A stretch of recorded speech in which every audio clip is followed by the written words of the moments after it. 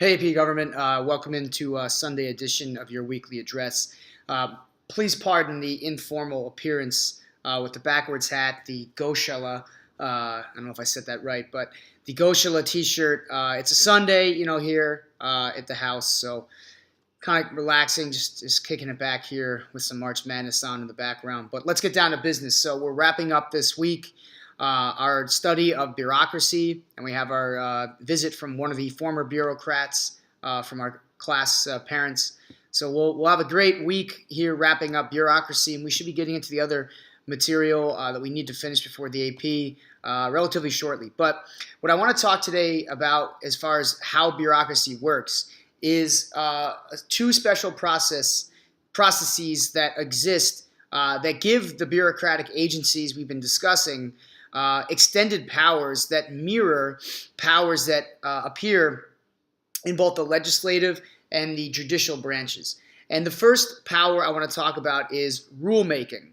Rulemaking is a unique feature within the American government because it carries the weight and it carries the power of a law, but the process in which rules are made by the United States government and regulations, which we often associate with rules and rulemaking, the process of rulemaking and regulation varies greatly from the legislative process. One of the chief differences, of course, is the fact that the executive agencies are the ones that create the rules. So the rulemaking process occurs within the executive agencies. It does not occur within Congress. In fact, this is actually a wonderful example of how Congress delegates power. And while I'm talking over this, by the way, you'll see that I have this slide ongoing in the background.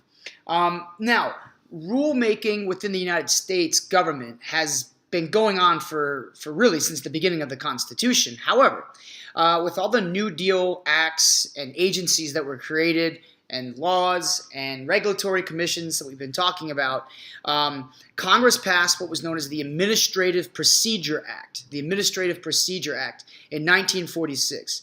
Now, the APA, or the Administrative Procedure Act, that essentially outlines the process for rulemaking. And if you're looking for the step-by-step, which I'm not going to go into today, or really like in class time, but if you're looking for the step-by-step process, page 237 in the chapter 8 on bureaucracy is where you can find the step-by-step process. Now, this thing that's up there on the screen, it also has the steps in the process, but it kind of does it in a much easier way to follow.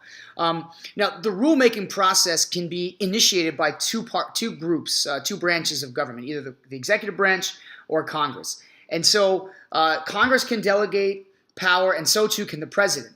And essentially, what happens as a result of the delegation of power, the agencies themselves can create rules and regulations that carry the weight of a law.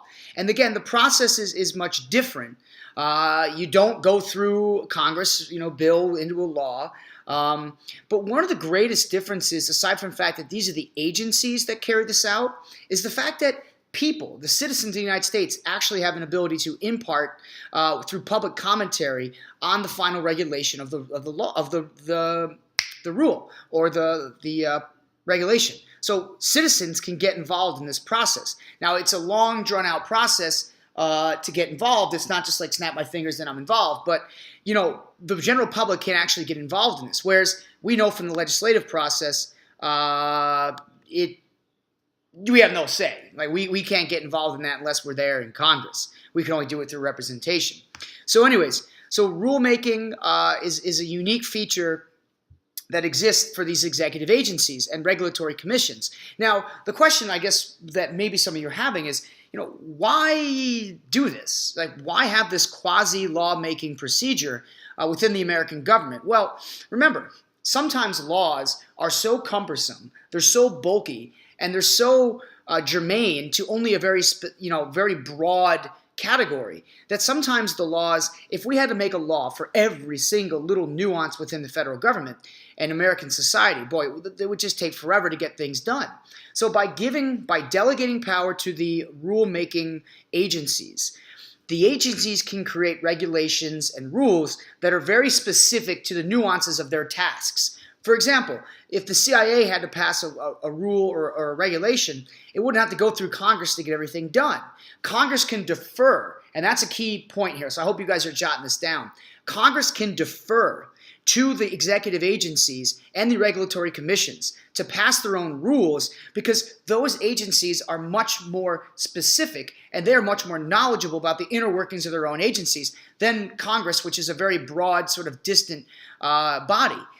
That is crucial for these agencies to carry out their bureaucracy and to fight the stereotype that the bureaucracy is just a bunch of muddled paperwork and process. So the fact that rules can govern regulations and the fact that these exist in the first place are crucial to the efficacy, which is like, sort of the development, the efficacy, efficiency, they're very similar ideas, but the efficacy, the smoothness of, government process. And it's crucial, that with political efficacy, getting a result that you want done, political efficacy depends upon the process of bureaucracy. So the agency's rulemaking ability and to come up with regulations, this is crucial.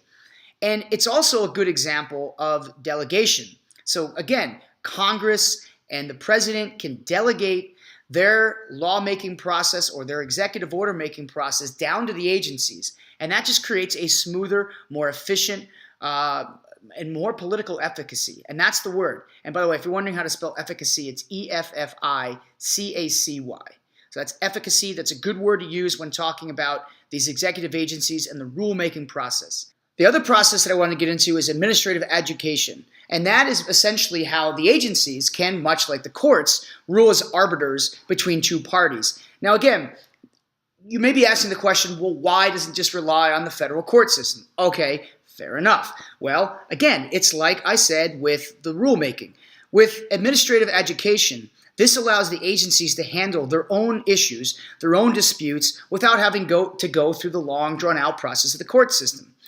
Again, the courts, like with Congress and the president, delegate their power out to the to the executive agencies, and then the agencies are able to actually go on and arbitrate if there's a dispute between two parties. Now, this does not carry the same weight as a Supreme Court ruling, for example. Like with rulemaking, it has the weight of a law. But with administrative adjucation, the court's ruling would take priority over the agencies as well. In fact, this is going to be something that we talk about tomorrow when we meet. Or no, we won't meet tomorrow. So we're meeting on Tuesday. This is going to be something we're going to review on Tuesday because we have to sort of, like, to pay off this whole bureaucracy thing, we've got to look at how, how can, the branches check these administrative agencies. These agencies don't have free rein. I know it seems like because they can make rules and they have adjucation powers that it seems as if they can have free rein. Well, that's not the case. There's checks, there's balances, there's ways that the branches control these agencies. And so we'll be talking about that on Tuesday, along with talking about the Iron Triangle. So we'll get into that on Tuesday.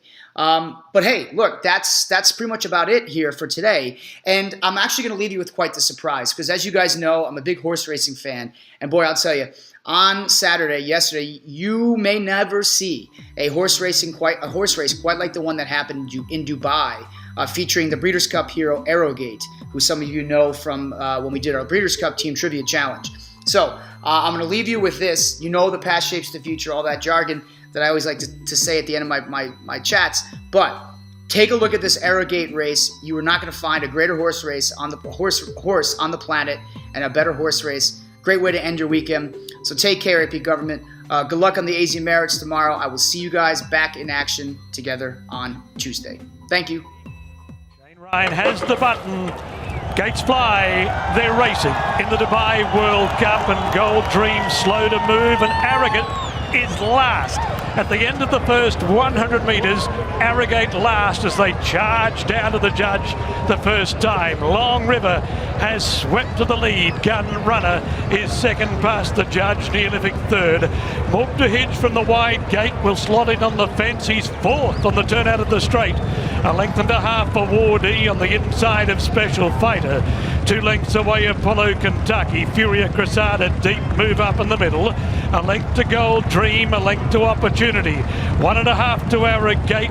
2 lengths to Keen Ice, and Lani is 3 lengths away at the tail of the field. Long River takes them down the back of the track. 1,200 metres left to run. The first quarter in 24.8, and Long River showed the way.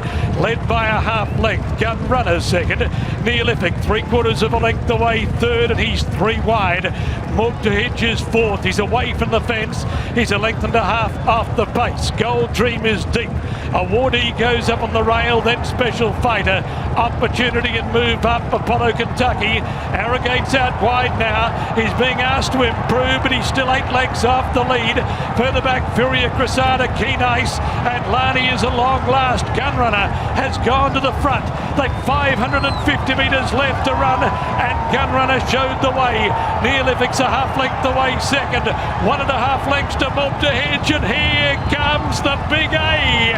Arrogate on the outside. Gunrunner in front of Neolithic, but Arrogate swoops up on the outside. America's King Croesus of horse racing went to the front. 200 metres left to go. Arrogate has drawn away from Gunrunner. A is for Arrogate. A is for Absolute Superstar. A is for Anointing. Have we seen the anointing of the man of war of the 21st century? Arrogate, a brilliant winner of the Dubai World Cup from Gunrunner and Neolithic. Then Moog to Hedge. Keen Ice, Opportunity, Awardee, Lani, Apollo Kentucky, Move Up, Special Fighter, Furia Cressada, Gold.